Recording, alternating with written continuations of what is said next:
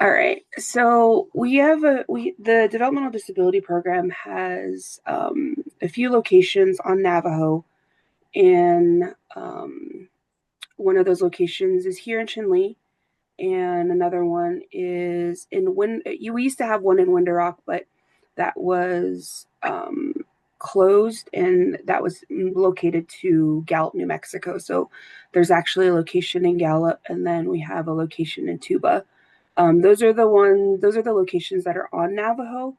But of course, throughout the state of Arizona, there's many different DDD locations throughout the state.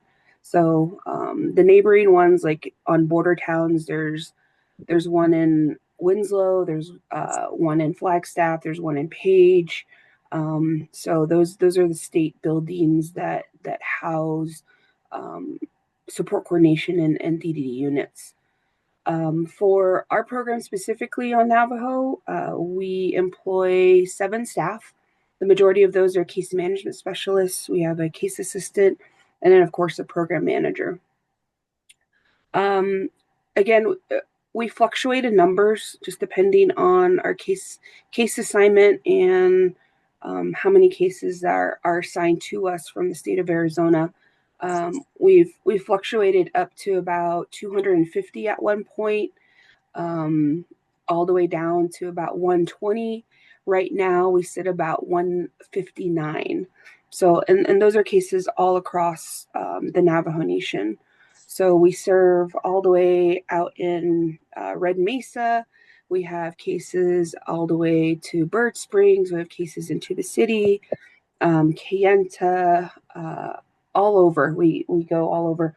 And then some of the cases for those individuals who are in residential facilities originally were from New Mexico, but they were grandfathered in. So sometimes we'll go out to New Mexico and hold meetings and meet with the families, with the members that we serve. So the vernacular that we use within our program for those that are under our program are members. I know sometimes programs will use clients or consumers, but we use members.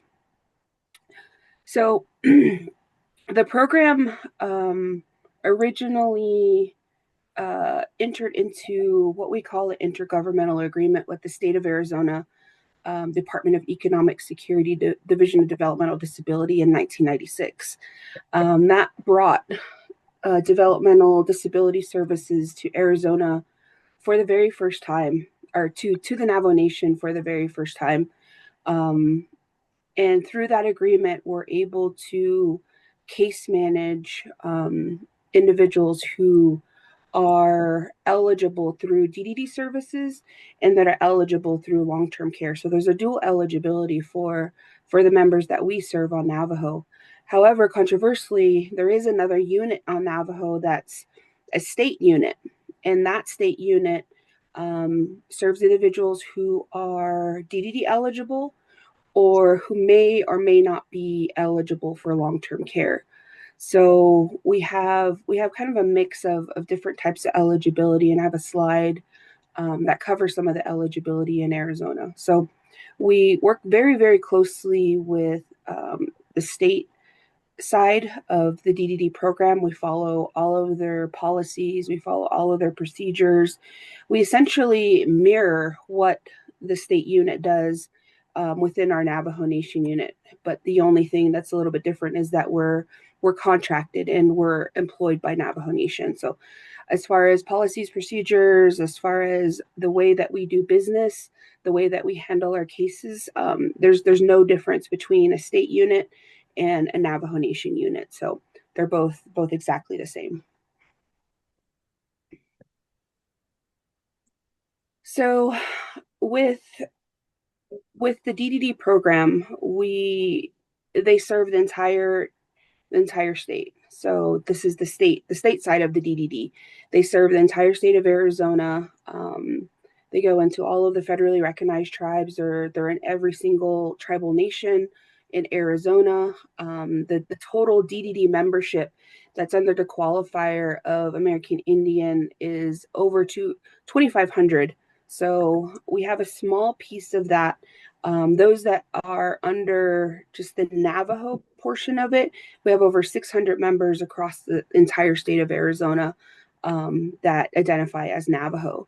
So the highest disability criteria, or the highest diagnosis that we see within the program among this population is intellectual or cognitive disabilities, followed by at risk, and then followed by autism.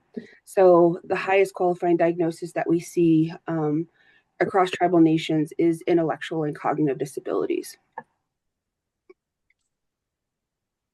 So how does Navajo Nation fit in with Altex? How does DDD fit in with long-term care? How do they fit in with Arizona Health Cost Containment System? Because that's essentially where the funding comes from. So as you can see, you have an overarching umbrella of access. You have the long-term care system. There's two parts of the long-term care system. There's the Altex EPD, which is the Elderly Physically Disabled Program, and then there's Altex DDD, which is the developmental disability side of the Altex program. As you can see, the DES DDD part of it lies within that long-term care system. Of course, we have other MCOs, which is managed care organizations that do long-term care services, like Mercy Care, like United Health. They also carry some of those long-term care cases if the family decides to switch over to those types of health plans. Um, but within long-term care, there is a subsection of DDD that operates within that long-term care system. I did also mention that I oversee the tribal Altex portion of of the services for Navajo. And if you go all the way to, I think it's my left, and might be your left too, under the fee for service system, you're going to kind of go down. It says tribal Altex IGAs, and you can see Navajo Nation has one of those tribal Altex IGAs. So that's the other portion of the long term care program that I oversee too as well. So they're separate, but they're very similar in that the policies and procedures are Good very, work. very. Yay. I'm sorry. Is there a question? No, I think someone was Muted. unmuted. Okay. So the policy and procedures are very, very similar because we do case management under the umbrella of long-term care. So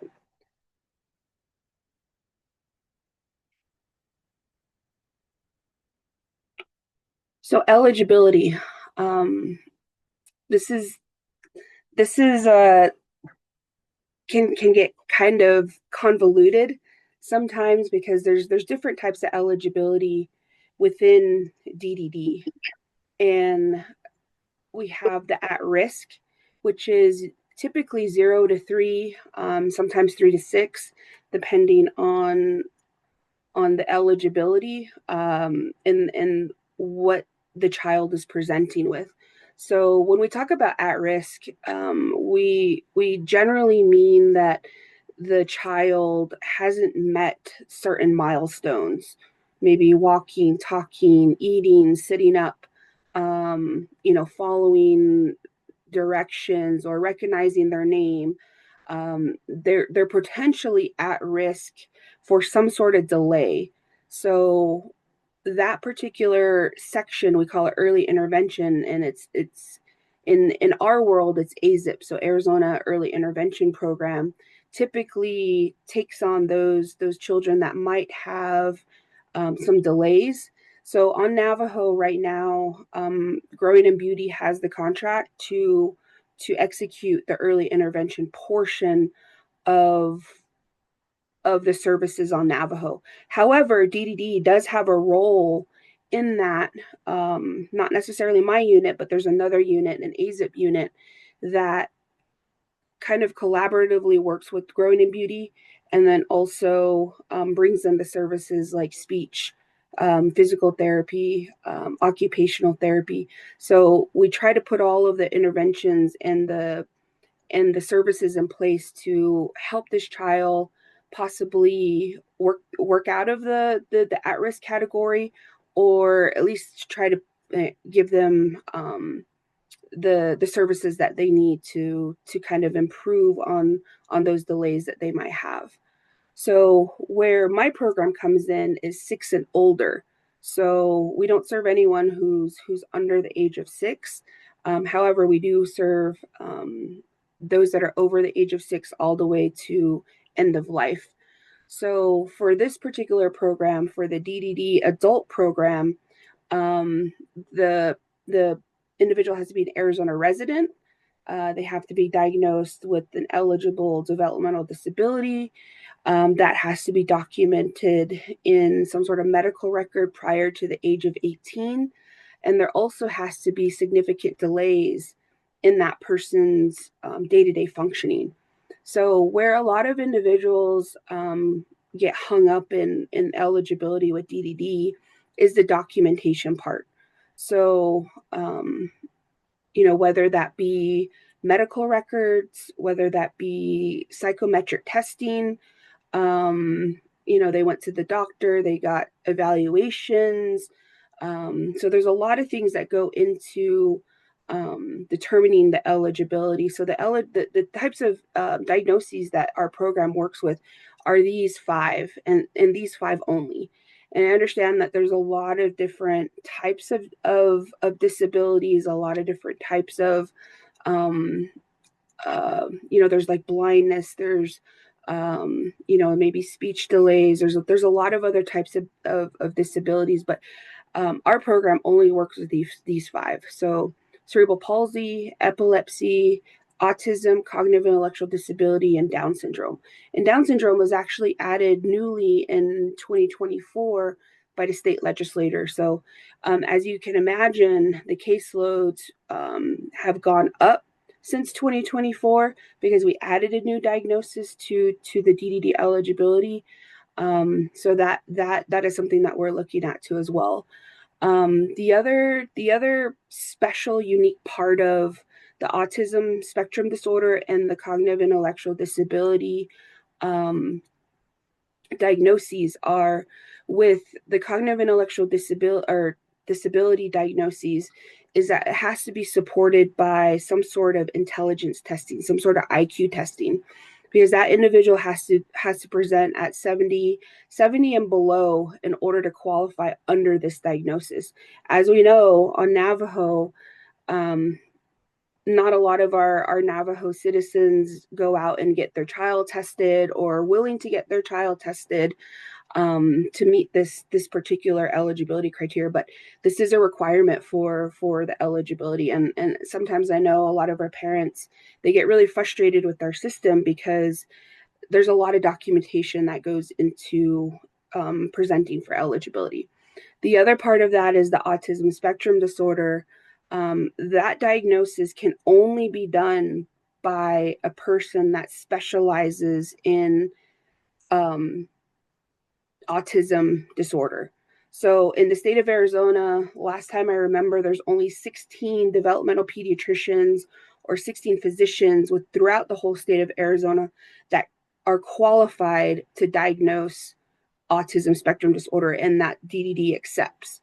So imagine, there's tons and tons of kids that potentially have autism, and they need to go to the specific pediatrician that it's eligible to make that diagnosis.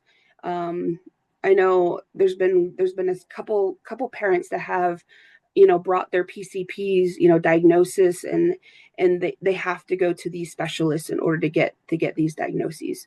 So that's unique about this particular eligibility are those two eligibility criteria, the autism and then also the cognitive intellectual disability. So we also look at kind of a secondary layer to the eligibility. Not only do they have to have one of the five diagnoses, but they also have to show some sort of significant delay in three of these seven functional limitations. So they would have to exhibit significant delay in receptive and expressive language, the capacity for learning, the capacity for self-direction, self-care, mobility, independent living, and economic self-sufficiency. And again, these are notated throughout the medical record or throughout whatever records are presented to DDD for eligibility. So the types of eligibility. So this is really important, and again, this is where a lot of our families get really confused on the types of eligibility. There's 3 types. There's DDD only, there's targeted DDD, and then there's long-term care DDD, which is what also we call Title 19. So DDD only means that they went through that criteria that I just mentioned. They meet one of the 5 diagnoses, and they meet 3 of the 7 functional limitations, and they're approved for DDD. So what that means is they have a case manager. The case manager comes out and visits them, and they kind of work through some of the local resources. The case manager follows that case until one, they become DDD and long-term care eligible, or they voluntarily withdraw from the program. So DDD only, you get a case manager, but there's no services tied to that particular category. So you get a case manager, and they follow you throughout the course of the service, or that case management service. Targeted DDD means that they're DDD eligible, so they meet one of the 5, and they meet the 3 of the 7 functional limitations, and they're on Arizona Medicaid, which is the access program. So that would be targeted. Where the actual services come into play, and where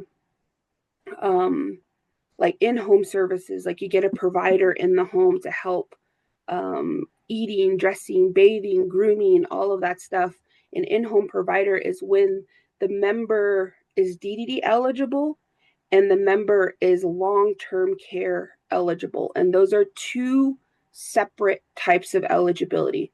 So the DDD eligibility I just covered. The Altex eligibility is a separate application. It's a separate process. They have their own criteria. And I can cover that really briefly on what long-term care looks at. So when someone presents for long-term care eligibility, they look at 2 criteria. They look at the medical functioning, and they also look at the financial part of it. So the medical part of it is they look at, does this person meet the skill level of care? Meaning that if this person was to be admitted into a skilled facility, they would meet the medical level of care. If they're not eligible to go into a skilled facility, then they probably won't meet the medical level of care. So if they're able to walk on their own, if they're able to kind of ambulate, navigate, maybe feed themselves, there isn't a lot of significant medical, related health concerns, then most likely they will not meet the medical eligibility. They really have to be significantly medically compromised in order to meet that medical eligibility for Altex. The second layer is the financial. So a couple things when it comes to the financial is that they have to have $2,000 or less of resources. So resources in the way of anything monetary, like in savings accounts, checkings accounts. For example, if a member has vehicles, stock trailers, has a secondary home in their name, those all count as resources. So if they exceed that $2,000 threshold, then most likely they will not be eligible. As far as the monthly income, it's $24. Right now, it adjusts every year due to cost of living adjustments, but right now it's around $2,400 a month that the member can come in as far as income monetary wise. So $2,400 about each month, and then less than $2,000 in any given resources. So again, this is a Medicaid program, so it's heavily dependent on your financial status as well as the medical status.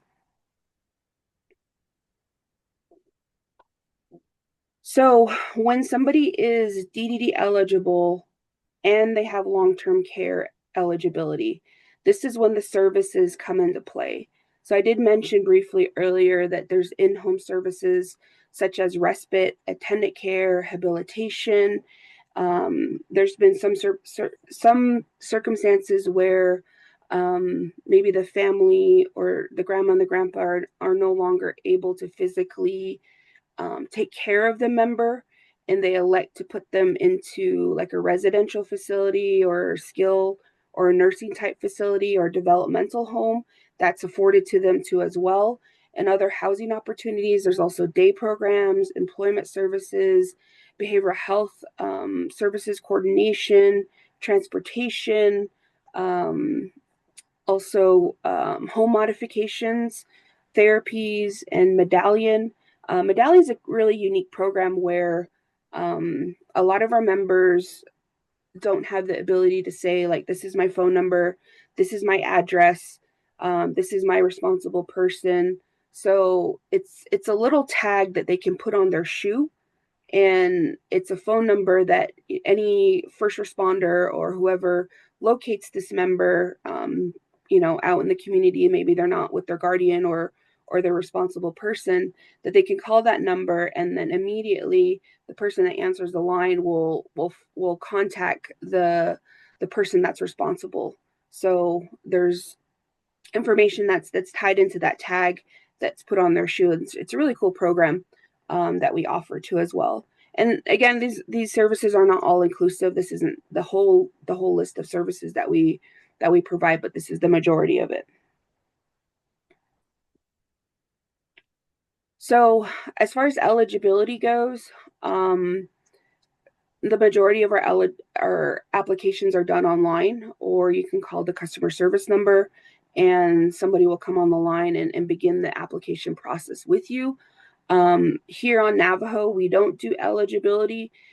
We used to about 7 or 8 years ago, but that has completely been taken out of the field offices, and a unit has been developed to do eligibility, and that's all they do is just eligibility. So right now, what we focus on here on Navajo is just the case management component for those that are already eligible for the program. So I think this is my last slide. Yeah, I think this is my last slide. So that's my presentation, Stacy. And if there's questions, I can take those now. Yeah.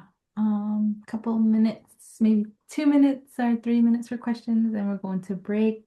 But if you do want to stay on for the break,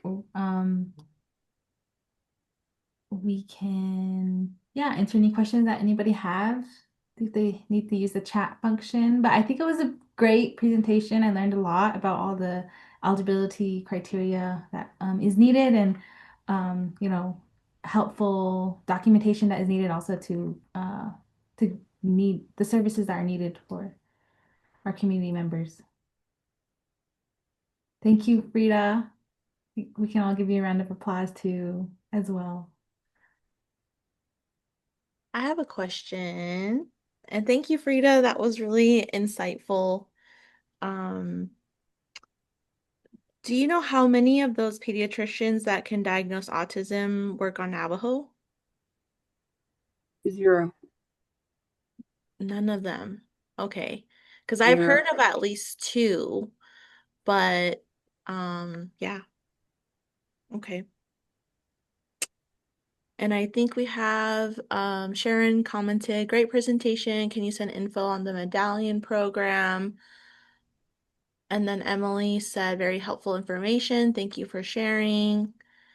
And Craig also said, thank you, Frida. And I see Lynn's hand is raised. Lynn?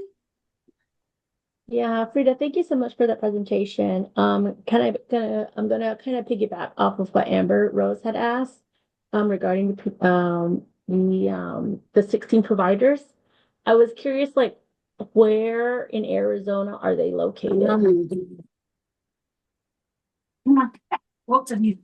Yeah, the majority of them are developmental pediatricians. Some are The majority of them are in Metro Phoenix. I think we have a couple in Flagstaff. And our eligibility unit is the one that holds the list of those developmental pediatricians that are eligible to make those diagnoses. They look at the type of specialty work that they've done over the course of their I guess residency or their training. They have to have specific training in autism, so many credits and units and all of that stuff. So it's very specific to that particular diagnosis when it comes to those individuals that are qualified to make that diagnosis. So with the rest of them, like epilepsy, that one's pretty straightforward because that is a medical condition, and any doctor can make that diagnosis because it's pretty evident if someone has seizures or some type of seizure disorder. So hopefully that answers your question, Lynn. It did. Just really quick, is there a list or I don't know, a visual map of where these providers are so you know people have access to that resource? Yeah, let me see if I can get in touch with the eligibility unit and see if I can get that list of who are the qualified diagnosticians in Arizona. That might be helpful and I'm curious as well. So I'll go ahead and reach out and I'll probably just send it back to Stacy to send out to the group. It sounds good. Thanks, Frieda. Christopher? So are only medical providers able to be qualified? And why is that? Is that a state law or is that internal regulation? I would assume whoever's under the qualification as a developmental pediatrician, a pediatrician, or who has that specialty in autism, they would all be medical doctors. I would assume, but I haven't Well, seen that list, and the Christopher. reason I ask is because a a very good friend of mine is a DSI, and so he's not a clinician, but her research is autism. Now she's not in Arizona, so but it would strike me that that is a unnecessarily limiting if it is just medical providers, that there could be some, psychologists with the autism specialty who should also be eligible. That's all. Yeah, They absolutely. I still understand require what you're that saying, specialty. Christopher. Yeah, I hold a PsyD too as well, and I understand what you're saying. Um, yeah, I mean, when we get that list, I mean, definitely if there's a PsyD on there or a PhD in clinical psychology, then we'll have our answer then. So definitely noted. Thank you, Christopher.